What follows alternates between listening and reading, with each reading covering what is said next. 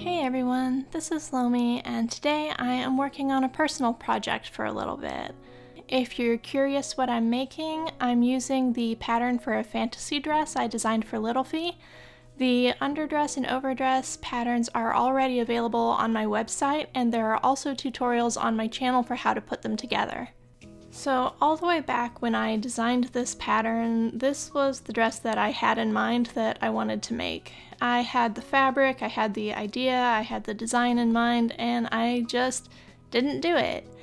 I made her a little everyday purple one, which I think is really cute, but this was what I had actually wanted to make. The underdress is just a plain lightweight white satin, but the overdress is going to be made with kind of a greenish golden silk. This material was given to me as a gift when my friend Amanda moved to Japan. She couldn't take all of her fabric with her, so she passed a lot of it on to me.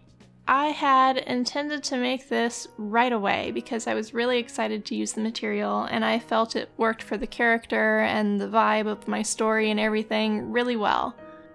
Amanda's family lived in Japan for, I guess, 2 years, and they've been in Texas for close to 2 years again. So I've had this fabric sitting around for 4 years waiting for me to do this project, and I just didn't do it. Some of you can probably relate to me. I'm the kind of kid that I always kept my stickers because I really liked them, and if I used them, then I wouldn't have my sticker to use anymore, and I didn't want to waste it. So I just kept them, and eventually I found my box of stickers when I was 22, I think, and all of them had lost their stick. They weren't usable anymore. They just fell off the little sheets and they were good for nothing. All those years I could have used and enjoyed them, but I didn't do it because I was afraid of wasting it. And that's kind of the same thing that happened with this fabric. I had never worked with silk before. I couldn't afford it, and it was so expensive that I knew if I messed it up, I wouldn't be able to afford to replace it. In my head, I had these preconceived notions about the material, that it was going to be really delicate, really slippery, shred easily, and be hard to work with.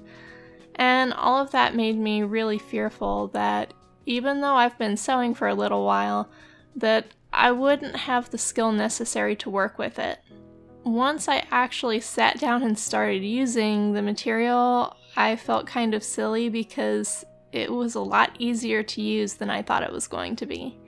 It's really easy to fold, manipulate, really easy to sew.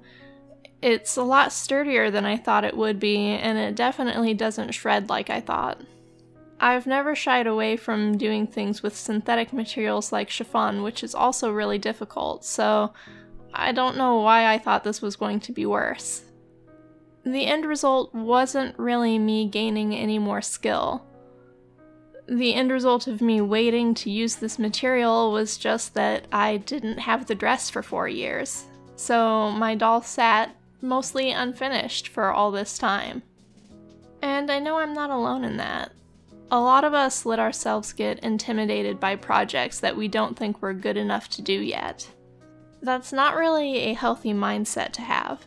The only way to get better at something is just doing it, and when you let your own fears hold you back, you're not going to advance to the level that you want to be anyway. And maybe I would have ruined the material, I don't know. But I don't really think that I've learned so much in the past 4 years that I would do any better now than I did then. As creative people, it's really important to take time to learn new skills, but it's also important that we don't let ourselves be intimidated by these new things that we want to learn. I feel like I sometimes fall into a trap where I don't give myself the time to work on personal projects because I don't feel like they're going to advance my capability the way that I want. In the end, making this little dress is actually kind of beneath what I can do. It was fast and it was easy, but that just made me feel worse because it was something that I had put off for all these years and I could have had it done and been happy with it a long time ago. Over the course of 4 years, even if I had messed this up and ruined the material, I would have been able to scrape together enough money to replace it. A lot of times it's really easy to get overwhelmed by stuff you think is beyond you, but you're never really gonna know what you can do until you try it anyway. It was also kind of important for me to take the time to sit down and do this just because it was a personal project. Something that I had covered before that people can't really learn from because I've already shared it, but something that was important to me. People are drawn to that kind of authenticity because it's what we crave for ourselves and it's what we want to do. Which is why it's really weird that it's easy to get distracted by what you're doing for other people and forget what you're supposed to be doing for yourself. It's also vital to have small projects like this that are low pressure, low impact, and it doesn't really matter if it turns out perfectly or not because you're not trying to teach other people. You're not trying to sell a finished project, you're just making something for you.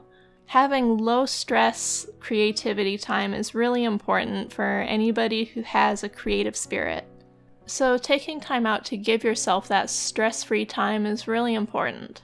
One thing that comes up a lot in my local doll group, because we have a lot of really creative, really talented people, is they'll talk about how they sew or they paint and other people will go, wow, your dolls must be so spoiled. They must have all these amazing clothes or these fantastic face-ups. And more often than not, they don't. Because all these other people in my group have ended up prioritizing commissions or gifts for their friends, and their own collection ends up being neglected. Then they look at it and they're unsatisfied because they know that they have the ability to make it something really impressive and really beautiful with the skills that they've acquired.